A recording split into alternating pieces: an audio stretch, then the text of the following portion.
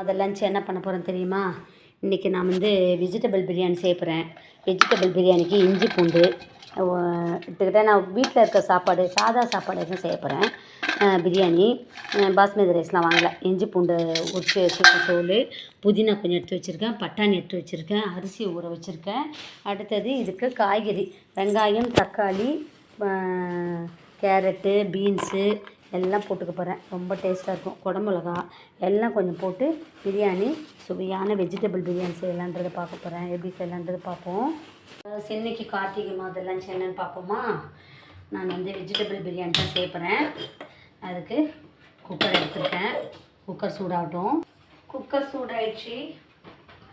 எண்ணெய் ஊற்றிக்க போகிறேன்.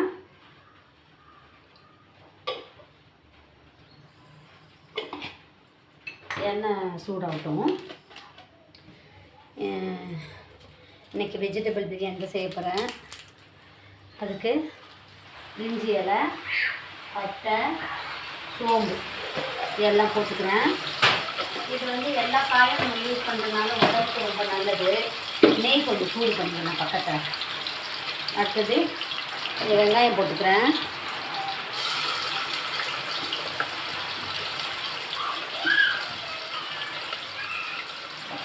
சுவையான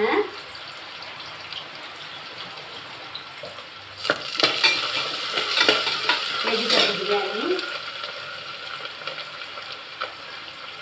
உப்பு போட்டுக்கிறேன். வெங்காயம் நல்லா வதங்கும். ரொம்ப டேஸ்ட்டாக இருக்கும். நம்மளுக்கு ஈஸியான வேலையும் கூட. அது இல்லாமல் இன்றைக்கி நம்ம டெய்லி ஒரு சாப்பாடு. கார்த்திகை மாதம் ஃபுல்லாக நம்ம நான்வெஜ் சாப்பிட மாட்டோம். அதனால் 30 நாளைக்கு 30 சாப்பாடு. இன்றைக்கி 8வது நாள் நினைக்கிறேன். கார்த்திகை 8. இப்போ இது வதங்கட்டும். இதில் நான் வந்து இஞ்சி பூண்டு பேஸ்ட்டு போட்டுக்கிறேன். அதுவும் சேர்ந்து வதங்கும். இதெல்லாம் சேர்த்துக்கிட்டா உடம்புக்கு நல்லது.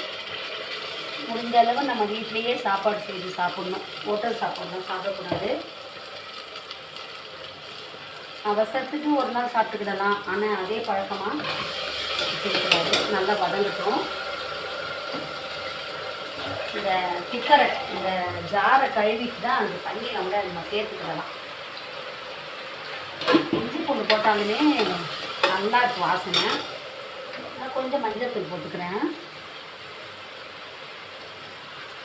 எல்லாம் கட் பண்ணி வச்சிட்ட காய்கறிலாம் மஞ்சள்தூள் போட்டுக்கிட்டேன்னா நல்லா வதங்கட்டும். அடுத்தது வந்து வேறு என்னது இஞ்சி பூண்டு போட்டேன்னா அடுத்தது தக்காளி போட்டுக்கலாமா? நான் இதுக்கு வந்து ரொம்ப தக்காளி யூஸ் பண்ணேன். அப்புறம் தக்காளி சாதம் மாதிரி ஆகிடும். அதனால் ஒரே ஒரு தக்காளி. நான் வந்து 1.5 அழகு தான் சாப்பாடு செய்கிறேன். அரிசி 1.5 அழகு தான் போட்டிருக்கேன். அதனால் ஒரு தக்காளி போட்டுக்கிறேன். ரொம்ப தக்காளி போட்டால் தக்காளி சாதம் டேஸ்ட் வந்துடும். இது வந்து வெஜிடபிள் பிரியாணி. அதனால் கொஞ்சமாக தக்காளி போட்டுருக்கேன். தக்காளி நல்லா வதங்கட்டும். இப்போ இது நல்லா வதங்கிடுச்சா? போதும் வதங்கினது. நான் வந்து பிரியாணி மசாலா தூள் கொஞ்சம் போட்டுக்கிறேன். கொஞ்சம் காரம் கம்மியாக செய்வோம். பிரியாணி மசாலா தூள், தனி மிளகாத்தூள், அடுத்தது தனியாத்தூள், தனியாத்தூள் போட்டுக்கிட்டேன்னா இதை நல்லா மிக்ஸ் பண்ணி விட்டுக்கிடுவோம்.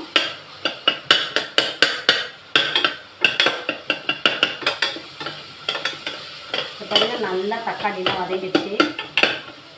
தக்காளிலாம் நல்லா வதங்கிடுச்சு. இந்த பதத்தில் நான் வந்து கொஞ்சம் புதினா கொஞ்சம் போட்டுக்கிறேன். பிரியாணி நாங்களே புதினா தான் ரொம்ப டேஸ்ட்டாக இருக்கும். போட்டுக்கிறேன். அதை மிக்ஸ் பண்ணி விட்டுக்கிறேன்.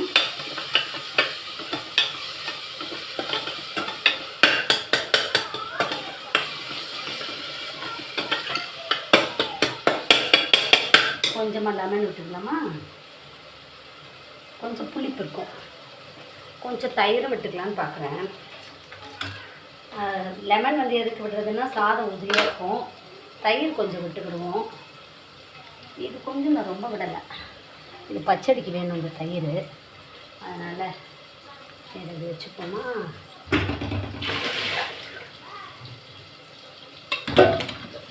இப்போ இதை மிக்ஸ் பண்ணி வச்சுக்கிறோமா.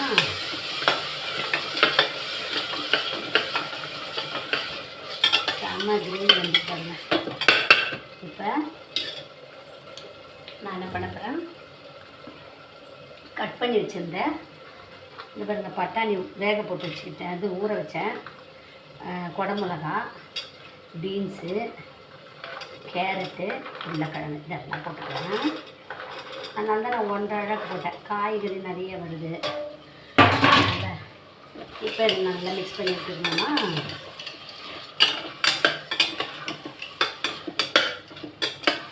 ஃபைனலாக கொத்தமல்லி தழையும் நெய்யும் போட்டு இறக்க வேண்டியதான். இப்போ இதோடைய நான் கழுவி ஊற வச்ச அரிசியை போட்டுக்கிறேன்.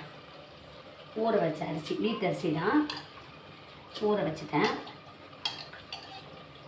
நம்ம வந்து எப்பவும் சாப்பாட்டுக்கு எவ்வளோ குக்கருக்கு தண்ணி வைப்போமோ அந்த அளவு வச்சாலே போதும். எக்ஸ்ட்ரா வைக்க தேவை, குறைச்சி வைக்க தேவை. நம்ம சாப்பாடு செய்யும்போது எப்படி குக்கரில் சாப்பாடு தண்ணி வைப்போமோ அந்த அளவுக்கு இது தண்ணி ஊற்றிக்கிட்டால் போதும். இந்த மிக்ஸி ஜார் கழுவின தண்ணி இன்னும் கொஞ்சம் தண்ணி ஊற்றலாம். அப்படியே மூடி வச்சிட வேண்டியதுதான். அதுக்கப்புறமா கொத்தமல்லி தழையும் நெய்யும் போட்டு இறக்க வேண்டியதுதான்.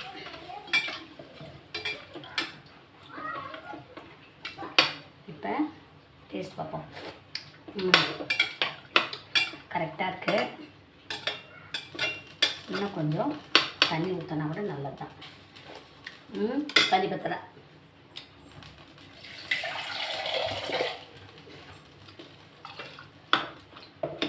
ஓகேவா? இப்போ நம்ம குக்கரை மூடி வச்சிடலாமா.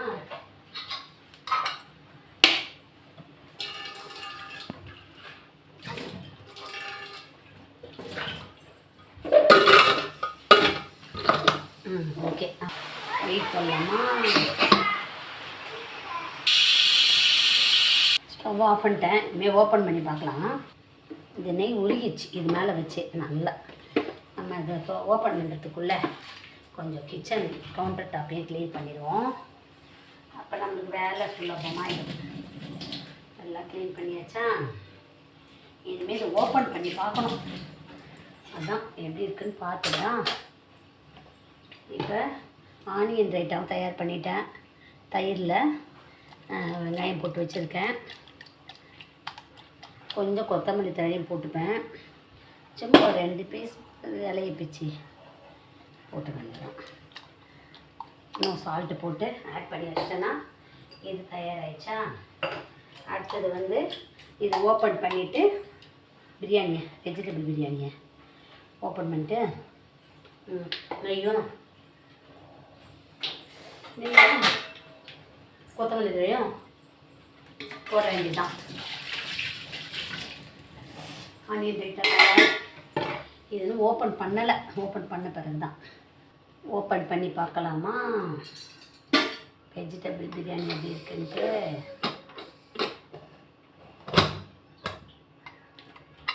வாவ். இப்போ நான் என்ன பண்ண போகிறேன், கொத்தமல்லி தழையை தூவிக்க போகிறேன். அடுத்தது நெய் போட்டுக்க போகிறேன். ரொம்ப ஊற்றிட்டேன் நெய். ஓகே, இப்போ நான் மிக்ஸ் பண்ணி விட போகிறேன். சுவையான வெஜிடபிள் பிரியாணி தயாராகிடுச்சு. இப்போ பாருங்கள், மிக்ஸ் பண்ணி விட்டால் தான் நெய் கொத்தமல்லி தழையெல்லாம் இதோட மிங்கிள் ஆகும். அப்போ இது மாதிரி எடுத்து வச்சுட்டு மறுபடியும் குக்கரை மூடி வச்சுட்டு அதுக்கப்புறம் ஒரு தனி பாத்திரத்தில் எடுத்து வச்சுக்கலாம். இந்த பாருங்கள், ரைஸ் வெந்துருச்சா பார்க்கலாமா. இந்த பாருங்கள், நல்லா வெந்துருச்சு. இப்போ இது வந்து நம்ம நெய் போட்டு லெமன்லாம் போட்டனால உதிரியாக தான் ஆகிடும். நம்ம கொஞ்சோண்டு மிக்ஸ் பண்ணி விட்டுட்டு டேஸ்ட் பார்ப்போமா எப்படி இருக்குன்ட்டு. ஓகே, ஒரு தட்டு எடுத்துப்போம். கொஞ்சம் சாப்பாடு போட்டுப்போம். வெஜிடபிள் ரைஸ் கொஞ்சம் போல் ஆனியன் ரைட்டா போட்டுப்போம். ஆனியன் ரைட்டா இப்போ இதை சாப்பிட்டு பார்ப்போம், எப்படி இருக்குன்னு பார்ப்போமா. செம்ம கொஞ்சம் போல் உப்பு மட்டும் போடணும்னு நினைக்கிறேன். உப்பு கொஞ்சம் போட்டுட்டு அதை வச்ச வேண்டாம். நீங்களும் இந்த மாதிரி செய்து சாப்பிட்டு பாருங்கள். உங்களுக்கு இந்த சேனல் பிடிச்சா லைக் பண்ணுங்கள், ஷேர் பண்ணுங்கள், சப்ஸ்கிரைப் பண்ணுங்கள். தேங்க்யூ.